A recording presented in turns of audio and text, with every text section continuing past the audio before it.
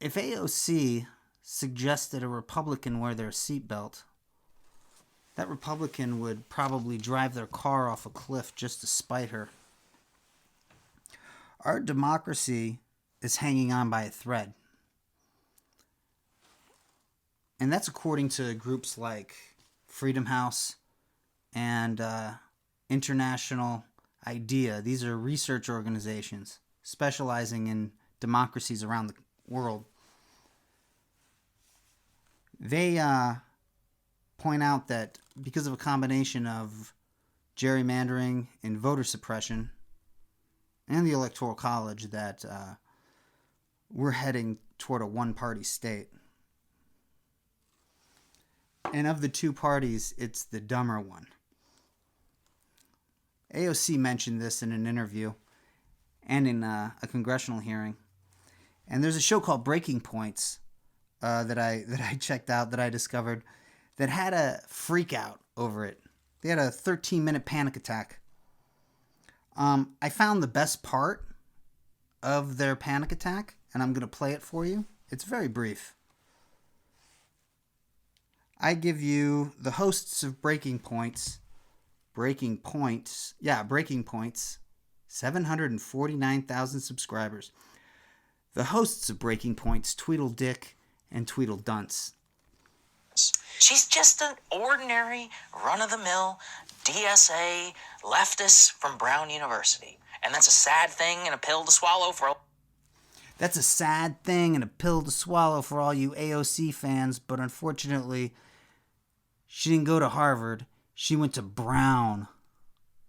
It's only ranked 14th across the country.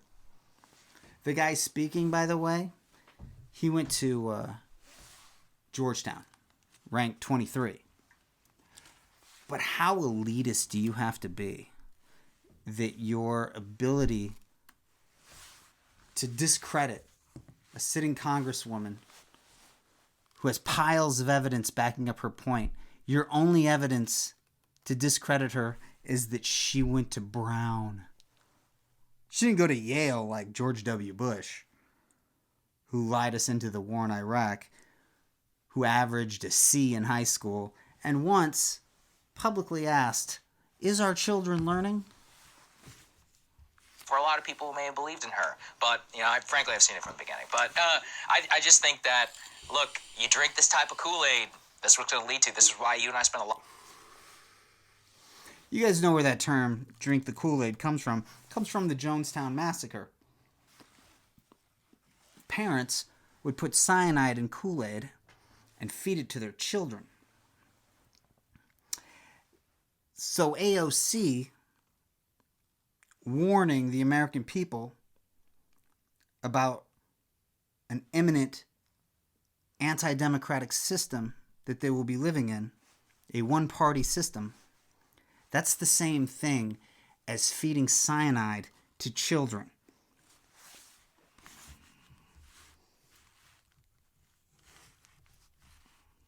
A lot of time on the show telling you, you drink this culture war nonsense, it ain't going to get you anywhere in terms of what you really believe. Well, it's also what you're, like, this kind of language will get her a lot of clout in certain spaces. New York Times is going to love this. Yeah. No, they're going to love this. Nobody knows what the hell that means, man. A lot of people will love this, and you get to sort of sound like you're being edgy and radical. Yeah, you're not MLK. Shut up. Well, and... We got to go back and listen to that again. I'm just gonna love this. Yeah, a lot of people will love this. You're not MLK. You get to sort of sound Shut like you're up. being edgy and radical. Yeah, you're not MLK. Shut up. Well, and here's the thing. You're not MLK. Shut up.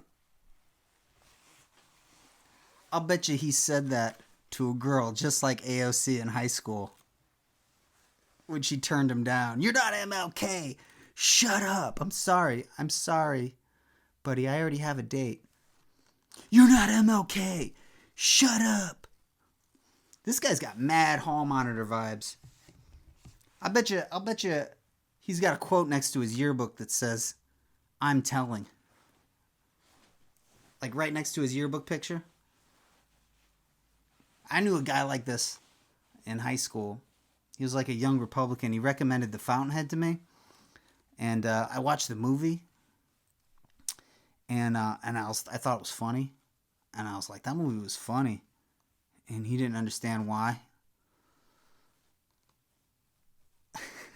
I go, well, it's just silly. That movie's just so silly on so many different levels, and it's so purple and dramatic and melodramatic and bizarre. And he's like, you're not MLK. Shut up. I bet you this guy used to get locked in his locker in high school because he was always staring at people's girlfriends for too long. They'd lock him in his locker and he'd be like, you're not MLK. Shut up. Then he'd go to his counselor and tell him about it. The counselor would be like, well, maybe you should stop bringing dead animals to school. And he's like, you're not MLK. Shut up.